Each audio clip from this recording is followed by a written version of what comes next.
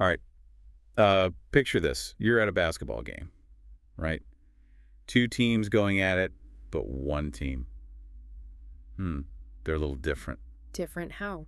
Well, they're convinced they know the best plays. Not just for their own team, but for the other team too. Like, they should be calling all the shots, telling everyone where to stand. Oh, wow. So they want to dictate the whole game. Exactly. And that's kind of the mindset we're going to tackle today, this idea of the white man's burden. Ah, yeah, that's a heavy one. And it was a very real thing, especially back in the 19th and 20th centuries in Europe. This belief that they had a moral obligation to civilize the rest of the world. So are we talking places like, Africa, Asia, the Yeah. Americas, they saw these regions as, behind the times, in desperate need of European guidance. so it wasn't about like sharing knowledge or cultures just kind of hanging out. It sounds more like they thought they were better. Yeah, there was definitely a sense of superiority there. Like they were more advanced, more civilized, and therefore responsible for uplifting other societies. Whether those societies wanted it or not, I'm Yeah. guessing. Pretty much. And this belief system, it really fueled their expansion and colonization efforts. So can you give me like a specific example of how this white man's burden thing actually played out? Well, look at the colonization of Africa. European powers just sliced up the continent among themselves. Taking what they wanted. Exactly. And they justified it by saying they were bringing modern technology, medicine, Christianity to these quote-unquote backward populations. So they thought they were the good guys, Yeah.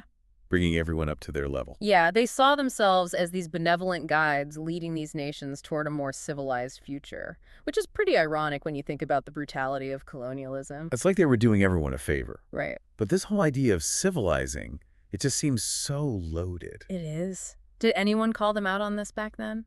I would hope so. Oh, definitely. There was plenty of criticism. Even at the time, critics saw the white man's burden for what it was, a justification for imperialism and exploitation. So on the surface, it's all about self-sacrifice and helping others. But underneath, it's about power and control. Exactly. It allowed European nations to take resources, land entire territories. All under the guise of helping the native people. Exactly. And to really understand how widespread this idea was, we need to look at Rudyard Kipling. Kipling, the Jungle Book guy. That's the one. But he also wrote this famous poem, The White Man's Burden, back in 1899. I think I vaguely remember that from school. It's a powerful piece, and it really sums up the whole sentiment of the time. Kipling's basically urging America to embrace imperialism. To take up the burden, so to speak. Exactly. He specifically mentions the Philippines as needing this progress.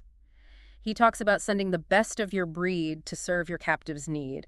So even the language is very telling. Yeah, it paints this picture of white men sacrificing themselves to help these other races. But at the same time, it completely ignores the agency and the rich cultures of those people. It's very paternalistic. So I'm guessing not everyone was buying into this narrative back then. Oh, no, not at all. While some people praised Kipling's poem, others saw right through it. They recognized the racism and the arrogance at the heart of this ideology. Were there any groups or movements that actively opposed this kind of thinking? Absolutely. Anti-imperialist leagues and societies sprung up all over.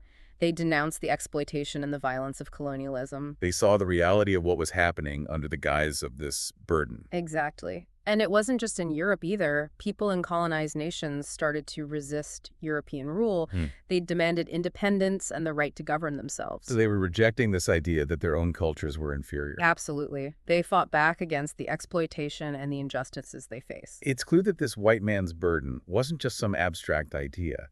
It had real and often devastating consequences. Yeah, it shaped the world in profound ways. And those effects are still felt today. That's what I was going to ask. Like, how does this legacy continue to affect us in the 21st century? It's a big question. Even though colonialism has officially ended, we're still dealing with the fallout of this way of thinking. So are you saying it affects things like international relations? Absolutely. Yeah. And economic disparities, how different cultures view each other. It's kind of baked into the system. In a way, we can see traces of this paternalistic attitude in foreign policy development initiatives, even in how the media portrays certain parts of the world. It's a lot to unpack. It is, but it's important to be aware of these historical forces and how they continue to shape our world. So for our listeners out there, it's about looking deeper, right? Questioning our assumptions about progress and recognizing that history is complex. Exactly.